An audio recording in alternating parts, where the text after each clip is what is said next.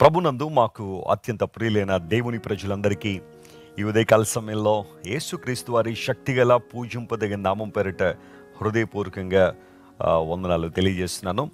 మన దేవుడు పూజార్హుడు, ఆమేన్. ఆయన స్తుతిని పొందడానికి యోగ్యుడు, స్తోత్రార్హుడు. ఈరోజు నీవు నేను చేస్తున్న ఆరాధన స్వీకరించడానికి చాలిన దేవుడు, సరిపోయినవాడు మన ప్రభువుని యేసుక్రీస్తు వారు.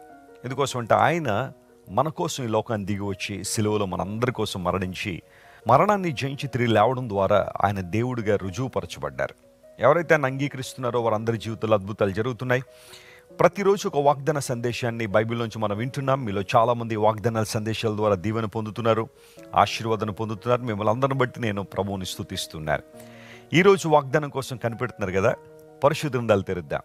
ఆదికాండం 28వ అధ్యాయం 15వ వచనాన్ని చదువుకుందాం. The book of Genesis chapter 28 and verse 15. ఇదిగో నేను నీకు తోడయుండి నీవు వెళ్ళు ప్రతి స్థలమందు నిన్ను కాపాడుచు ఈ దేశమునకు నిన్ను మరలా రప్పించెదను. నేను నీతో చెప్పినది నెరవేర్చు వరకు నిన్ను విడువను అని చెప్పగా. దేవుని నామానికి మహిమ కలుగును గాక. ఆదికాండం 28వ అధ్యాయము యాకోబు జీవితాన్ని గురించి మనకు తెలియచేస్తున్న అధ్యాయం. ఆదికాండంలో అబ్రహాము, ఇస్సాకు, యాకోబు, ఆ తర్వాత యోసేపుల జీవితం చాలా స్పష్టంగా మనం చూస్తున్నాం.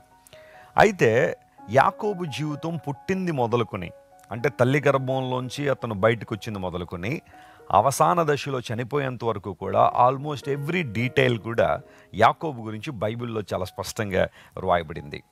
తన అన్న దగ్గర నుండి ఆశీర్వాదాలు దొంగిలించాడు.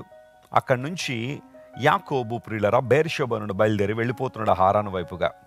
ఎందుకోసం అంటే తన తల్లి చెప్పింది, మీ అన్న నీ మీద చాలా కోపంగా ఉన్నాడు, తను ఓదార్చుకుంటున్నాడు, నేను ఎలాగైనా ఇబ్బంది పెట్టాలని. నువ్వు ఇక్కడ ఉండడం మంచిది కాదు, ఇక్కడ ఉంటే నీకు క్షేమం కలగదు, కాబట్టి నువ్వు వెళ్ళిపోవాలని చెప్పగానే యాకోబు తన ప్రయాణాన్ని ప్రారంభించాడు. బెయేర్షెబా నుండి హారాను వైపుగా వెళ్ళిపోతున్నాడు. గమనించిన ప్రియులరా, బైబిల్లో రాయబడిన ప్రతి మాటకు ఒక మంచి అర్థం ఉంటుంది. బెయేర్షెబా అనే మాటకు సమృద్ధి బావులు లేదా సమృద్ధి అయిన చోటు అని అర్థం అయితే, హారాను అనే మాటకు తెలియదు అని అర్థం. యాకోబు తన ప్రయాణాన్ని ప్రారంభించి సమృద్ధి అయిన స్థలంలోంచి తెలియదనే ప్రాంతానికి వెళ్ళిపోతున్నాడు. సరే, ప్రయాణం చేస్తున్నాడు. ఒక చోటకు వచ్చేసరికి చీకటి పడింది.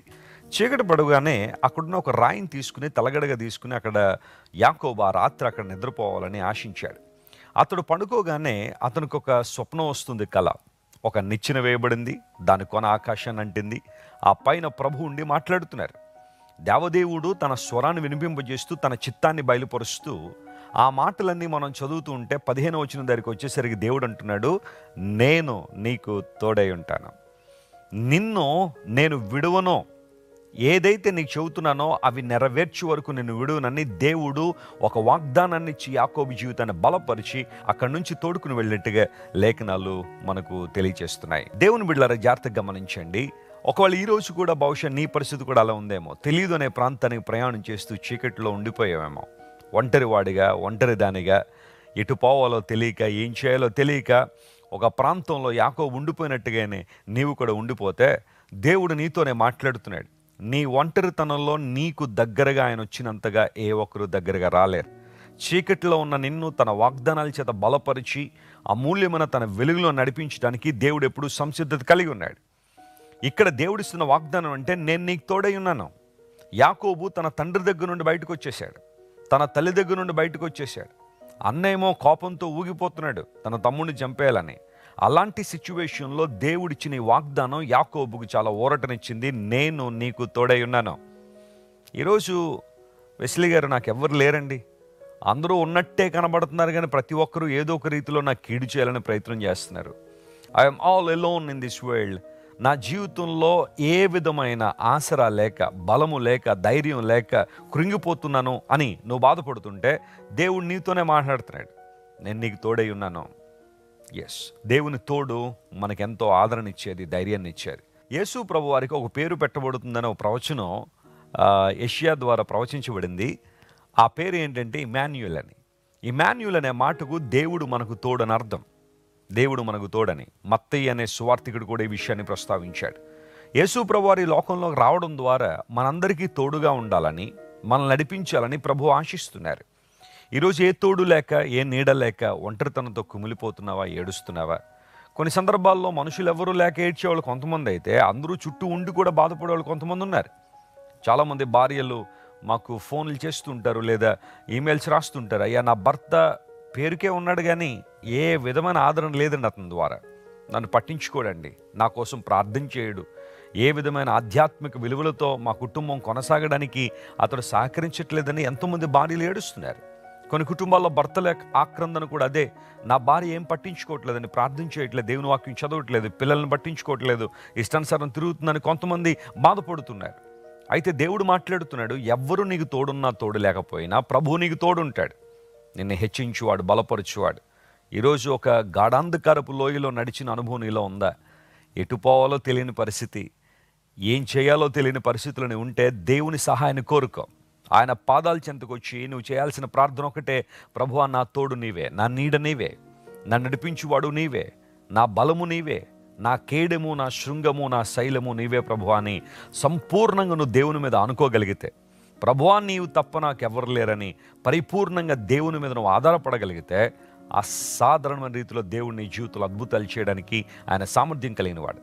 తన వాక్యము ద్వారా దేవుడిని ఆదరిస్తాడు, పరిశుద్ధాత్మ ద్వారా దేవుడిని ఆదరించగలిగిన దేవుడు ఆయన.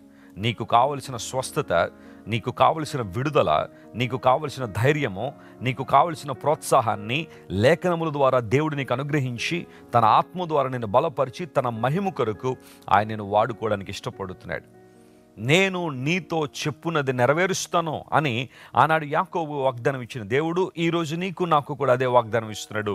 దేవుని వాగ్దానాలు సత్యమైనవి, వాగ్దానాలు నిత్యమైనవి. ఎన్నిసార్లు నీ జీవితంలో ప్రభు దగ్గరికి వచ్చినా ఆయనను త్రోసివేసే దేవుడు కాదు. ఆయన తన వాగ్దానాలతో బలపరిచి నేను నిన్ను విడువను అని వాగ్దానం చేశాడు. మా తండ్రి గారు దేవుని సేవలోకి వచ్చినప్పుడు కూడా దేవుడు ఒక అద్భుతమైన వాగ్దానం, నన్ను పంపిన వాడు నాకు తోడై ఉన్నాడు కనుక ఆయన నా చేయి విడువడనే వాగ్దానం ద్వారా తండ్రి గారి పరిచర్య ప్రారంభించారు. గతించిన 4 దశాబ్దాల పైన దేవుని స్వార్థ సేవలో అలుపెరుగున సైనికుల వల్ల తండ్రి గారు కొనసాగుతున్నారంటే దేవుడిచ్చిన వాగ్దాన బలమే. ఈరోజు దేవుడు నీతో మాట్లాడుతున్నాడు, నిన్ను ఆయన విడిచిపెట్టడు, విడిచిపెట్టలేదు కూడా, ఆయనను ఎప్పుడు విడిచిపెట్టబోడు. ఆయన నిన్ను తన మహిమతో నింపాలని, తన కొరకు వాడుకోవాలని నిర్ణయించుకున్నాడు గనుక ఆయన మనసును ఎవరు మార్చలేరు. ఆయన నిన్ను ప్రేమిస్తున్నాడు, నిన్ను నడిపించే దేవుడు. ఈ వాగ్దానాన్ని ఈ రోజంతా క్లెయిమ్ చేసుకుని ప్రభువును స్తుతించండి. మీ జీవితాల్లో అద్భుతాలు జరుగుతాయి. ప్రార్థన. ప్రేమగల తండ్రి, చీకటిలో ఉన్న యాకోబు, ఒంటరితనంలో ఉన్న యాకోబు, ఎటు పోవాలో తెలియని అగమ్య గోచరమైన పరిస్థితులను యాకోబును మీరు దర్శించి, అయ్యా నీ శక్తితో, నీ వాగ్దానాల బలముతో నింపినందుకు నీకు స్తోత్రాలు. నేను నీకు తోడై ఉన్నాను, నేను కాపాడుతాను, నేను చెప్పింది నెరవేర్చే వరకు నేను విడువను అని నీవిచ్చిన వాగ్దానం ద్వారా యాకోబు ముందుకు సాగిపోయాడు. ప్రభువా, ఈరోజు ఎంతమంది అయితే మా ప్రియులు చీకటిలో ఉన్నారో, అగమ్య గోచరమైన పరిస్థితుల్లో ఉన్నారో, ఏం చేయాలో తెలియని పరిస్థితులు ఉన్నారో, ఒంటరితనంతో కుమిలిపోతున్నారో, వారందరినీ మీరు ధైర్యపరిచినందుకు స్తోత్రం. నీ వాగ్దాన బలము ప్రతి ఒక్కరు అనుభవించినట్లు సహాయం చేయండి. ఎవరైతే ఈరోజు ప్రభువా నిరాశలో, నిస్పృహలో ఉన్నారో, ఆత్మహత్య తలంపుల చేత పీడించబడుతున్నారో వారికి విడుదల దయచేయండి. సమృద్ధి లేని వారికి సమృద్ధినివ్వండి. ఆశీర్వాదం కొరకు ప్రార్థన చేస్తున్న వారి జీవితాల్లో ఆశీర్వాదాన్ని కృమ్మరించండి. ఘనత, మహిమ, ప్రభావం నీకు మాత్రమే ఆరోపిస్తూ యేసుక్రీస్తు వారి శ్రేష్టమైన నామం పేరిట అడిగి వేడుకొనిచున్నాం తండ్రి. Amen. Amen. God bless you, dear friends. Have a wonderful and beautiful day.